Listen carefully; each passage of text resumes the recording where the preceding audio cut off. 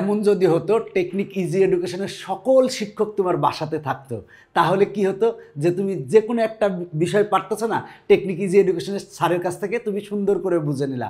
ঠিক তেমনই আমরা ব্যবস্থা করেছি, নবম দশম শ্রেণীর সকল বিষয়ের সহায়ক বই আমরা তৈরি করেছি। যেই বইগুলো তোমার বাসায় যদি থাকে, তার মানে টেকনিক ইজি এডুকেশনের সকল শিক্ষক তোমার বাসায় থাকবে। কারণ প্রতিটা বইতে এরকম অসংখ্য কিউআর কোডের মাধ্যমে পুরো বইটাই সমাধান করে দেওয়া আছে। কোনো একটা জিনিস বুঝতেছো না, কিউআর কোডটা মোবাইল দিয়ে স্ক্যান করো, সাথে সাথে দেখবো টেকনিক ইজি এডুকেশনের শিক্ষক এসে তোমাকে বুঝাই দিচ্ছে। এইখানে যে কিউআর কোডটা দেওয়া আছে এটা একটা ডামি কিউআর কোড। এখন আমরা টাইপ 3 সমাধান করাবো। দেখো আগের পর্বতে আমরা টাইপ 1 আর 2 সমাধান করেছি। টাইপ 3 কি? ত্রিভুজের বহির্বৃত্তের সংখ্যা ও বৃত্তস্থ সামান্তরিক সংক্রান্ত। তো দেখো এখানে আমরা এই এমসিকিউটা সমাধান করাবো।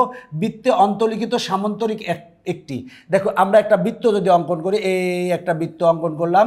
এখন বলা আছে বৃত্তে অন্তর্লিখিত সামান্তরিক। আমরা বৃত্তের ভিতরে যদি একটা সামান্তরিক অঙ্কন করি, দেখো বৃত্তের ভিতরে যদি আমরা একটা সামান্তরিক অঙ্কন করি, সামান্তরিকটা কিন্তু একটা আয়ত হবে, কারণ এই কোণগুলো হবে হচ্ছে সমকোণ। দেখো এই কোণগুলো হবে সমকোণ। আয়তের ক্ষেত্রে কি বিপরীত বাহুগুলো সমান এবং সমান্তরাল, তার মানে এই বাহু আর এই বাহু সমান হবে, এই বাহু আর এই বাহু সমান হবে। বিপরীত বাহুগুলো সমান এবং সমান্তরাল এবং কোণগুলো কি হবে? সমকোণ। তার মানে বৃত্তে অন্তর্লিখিত সামান্তরিক, মানে বৃত্তের ভিতরে যদি তুমি একটা সামান্তরিক আঁকো, সেটা কিন্তু একটা কি হবে? আয়ত হবে। তার মানে অ্যান্সার কত? অ্যান্সার খ। দেখো কতগুলা বোর্ডে আসছে, তুমি এই এমসিকিউটা ভালো করে দেখে যাও, তোমার বোর্ড পরীক্ষায়ও আসতে পারে।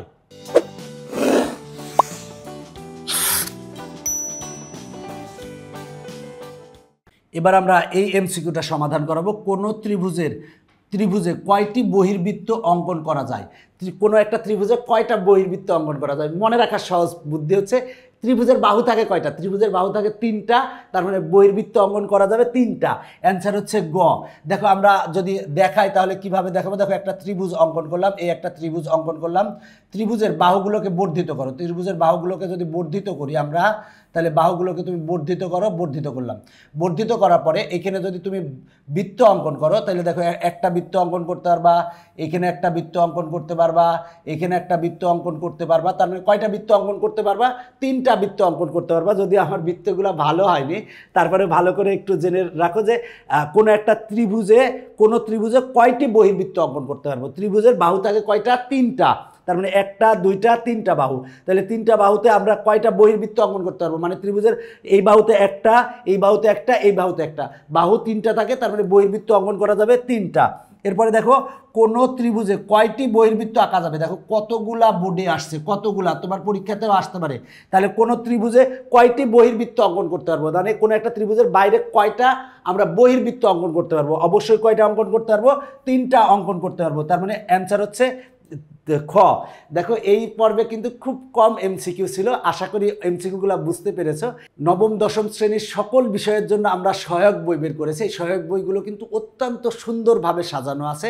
তোমরা সহায়ক বইগুলো সংগ্রহ করবে, এবং এই সহায়ক বইগুলো হচ্ছে বাংলাদেশের সর্বপ্রথম ডিজিটাল সহায়ক বই এবং পূর্ণাঙ্গ ডিজিটাল সহায়ক বই। এই ডিজিটাল সহায়ক বইগুলো যদি তুমি রাখো, তার মানে তোমার বাসায় টেকনিক ইজি এডুকেশনের সকল শিক্ষক আছে।